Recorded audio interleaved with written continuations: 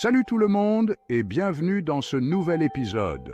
Attachez vos ceintures, on part pour un trip un peu spécial aujourd'hui. On va parler de trucs abandonnés, laissés à l'abandon, bons pour la casse, mais avec des histoires incroyables derrière. Alors préparez le popcorn, installez-vous confortablement et attention aux bestioles qui pourraient squatter dans ces épaves, on n'est pas tout seul. Imaginez un peu, on est en pleine guerre froide, une époque de tensions extrêmes où chaque geste, chaque décision pouvait déclencher un conflit mondial. La menace nucléaire plane, le monde retient son souffle. Les superpuissances se préparent à l'impensable et chaque nation cherche des moyens de se protéger. Les soviétiques, toujours aussi pragmatiques, construisent une base secrète pour protéger des trains. Pas n'importe quel train, mais des locomotives à vapeur robustes et puissantes. Oui, vous avez bien entendu, des trains. Des machines imposantes, prêtes à être utilisées en cas de besoin. 140 pour être précis. Une flotte impressionnante, cachée loin des regards indiscrets. Ces locomotives à vapeur, de véritables monstres d'acier, étaient censées servir en cas d'invasion, pour transporter troupes et matériel.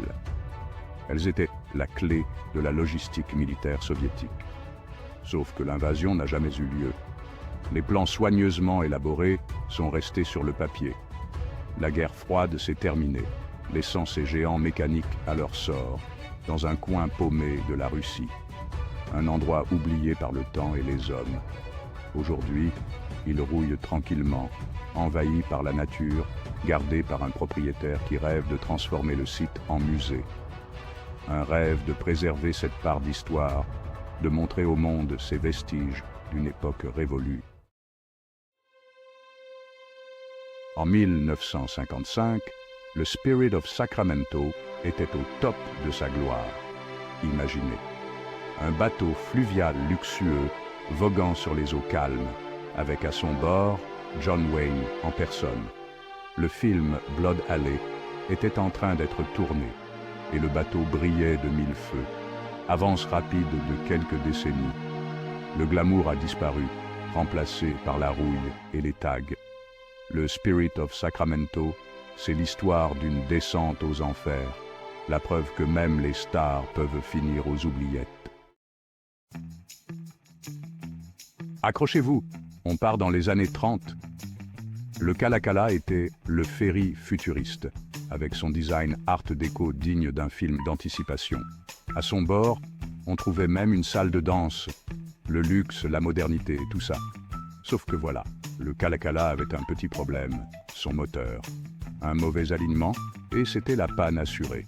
Résultat, il est devenu un restaurant flottant, puis une conserverie de crevettes. Finalement, abandonné dans les années 70, il a sombré peu à peu dans l'oubli. Imaginez-vous tomber sur un champ, rempli de chars d'assaut, des dizaines, alignés comme pour une parade militaire qui n'aurait jamais eu lieu. C'est ce qui se passe dans un coin paumé de l'Europe de l'Est. Ces monstres d'acier datent des années 70 à 80, vestiges de la guerre froide. Abandonnés là, sans aucune explication, ils sont devenus un terrain de jeu pour les explorateurs urbains et les photographes. Une chose est sûre, ce cimetière de métal est aussi fascinant qu'inquiétant. On a tous connu ces bus jaunes, symboles de l'école américaine. Mais saviez-vous qu'il existe un endroit où ils vont mourir pour mieux renaître? Bienvenue à Alto, en Géorgie. Ici, des centaines de bus sont alignés, formant une véritable armée de métal jaune. Initialement destinés à servir de clôture, ils sont devenus une toile géante pour les artistes graffeurs. Ces bus oubliés ont retrouvé une seconde vie, plus artistique et rebelle que jamais. Imaginez, vous trouvez un avion abandonné en pleine forêt.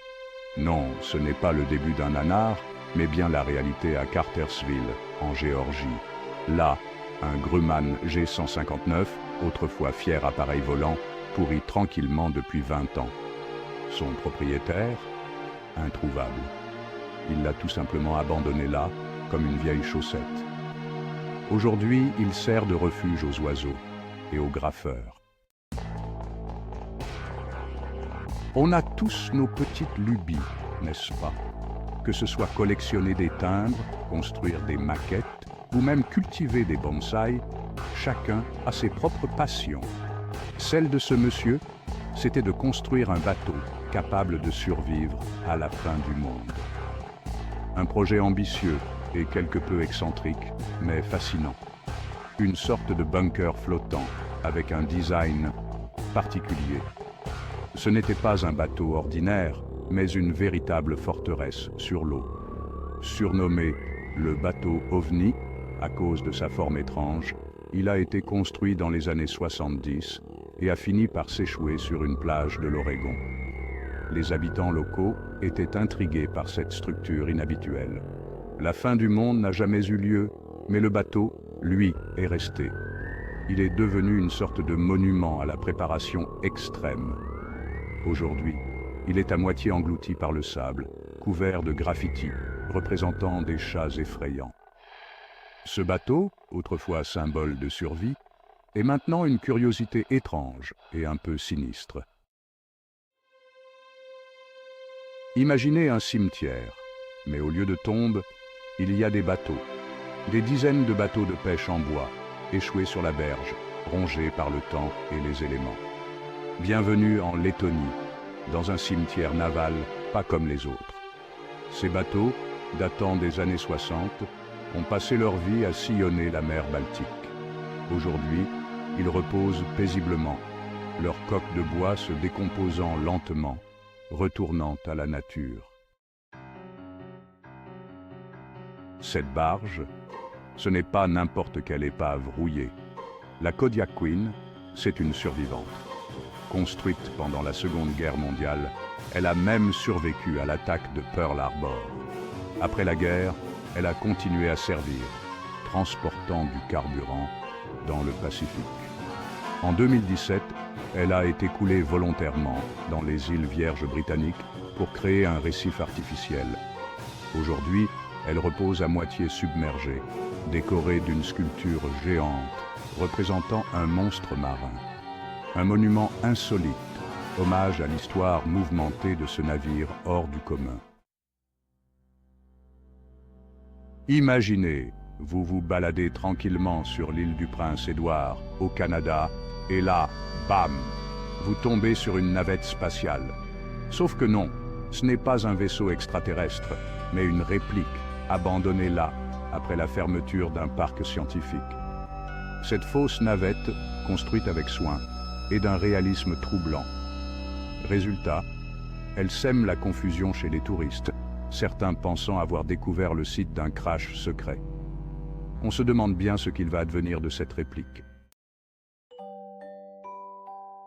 Accrochez-vous bien, car là, on touche au génie. Ou à la folie, c'est selon.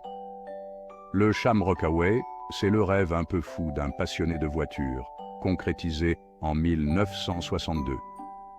Imaginez un camping-car géant, construit à partir de 4 buick.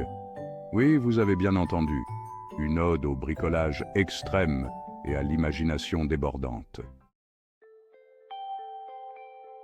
Et voilà, c'est la fin de notre exploration. Nous avons parcouru des lieux fascinants, chacun avec son histoire unique et ses mystères cachés. J'espère que vous avez apprécié ce voyage au cœur de l'insolite et de l'abandonné. Chaque endroit visité nous a offert une nouvelle perspective sur le passé et une chance de rêver à ce qui pourrait être. Si vous avez aimé cette vidéo, n'oubliez pas de vous abonner à la chaîne pour ne pas manquer les prochaines aventures.